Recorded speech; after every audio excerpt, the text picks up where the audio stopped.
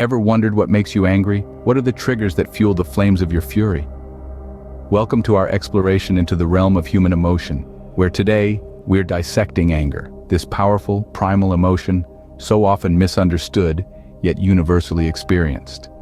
Are there common sparks that ignite this fiery feeling within us? What stokes the embers of our exasperation? What are the universal triggers that set us ablaze? Let's delve into the universal triggers of anger, those that affect the majority of us. Injustice, threats, and frustrations. Sounds familiar, doesn't it? These are some of the most common triggers that can lead to anger. Let's delve a little deeper. Picture this. You're being treated unfairly, or you witness someone else being mistreated. Perhaps you feel powerless to stop it. This sense of injustice and unfairness can stir up a whirlpool of anger within many of us. It's a universal trigger, an emotion that binds us in our shared human experience. Now let's consider threats and violations. We're not just talking about physical threats here. Threats can also be to our sense of dignity, respect, or autonomy. When we perceive our safety, security, or well-being as under threat, it's a natural response to feel anger. It's our mind's way of saying, hey, something's not right here. And then there's frustration and obstacles.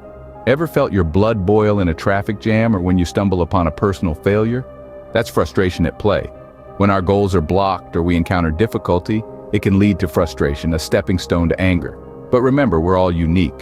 So, what might trigger you might not trigger someone else. Our individual experiences, personalities, and thresholds for anger vary. It's these differences that make us human. It's these differences that make understanding our triggers so crucial. Now let's explore the individual differences that contribute to anger. How do personality, stress, and life experiences play a role? Well, it's not a one-size-fits-all scenario. Different people have different triggers, and these are often shaped by their unique personality traits, stress levels, and life experiences. Take personality, for instance. People with higher baseline anger levels or certain traits like neuroticism and impulsivity are generally more prone to anger. It's like they're hardwired to react quickly and intensely to situations that others might shrug off. Then there's the factor of stress and fatigue. You know how you're more likely to snap when you're running on empty or when you're under a lot of pressure? That's because our ability to regulate our emotions weakens when we're stressed or tired. The smallest of irritations can then trigger a disproportionate response. And let's not forget about life experiences. Our past can significantly shape how we perceive and react to anger-inducing situations. For example, if you've experienced violence in your past, you might be more sensitive to perceived threats. Similarly, cultural norms can also influence our understanding and expression of anger.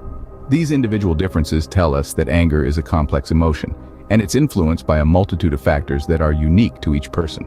Understanding these differences is key to comprehending why we react the way we do. Knowing your triggers is half the battle won. Managing your anger effectively is the real victory. Anger is normal. It's human. But how we express and manage it, that's crucial. Anger, you see, is an evolutionary response. It's like a warning bell, alerting us when something's not right. Perhaps it's an injustice, a threat, or a frustrating obstacle. And just like a bell, it can ring louder for some than for others. Your personality, your level of stress, your life experiences, they all play a part in determining the volume of your anger bell. Think of your anger like a guard dog. It's there to protect you, to alert you. But you wouldn't let a guard dog run rampant, would you? Uncontrolled, it could harm not only those around you, but also you.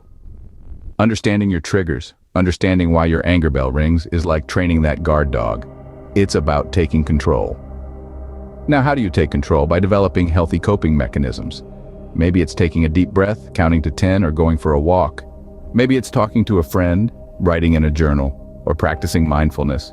What works will vary from person to person. The key is to find what works for you. Remember, understanding the triggers and underlying factors that contribute to your own anger can help you develop healthy coping mechanisms. Don't let anger control you. Take control of it.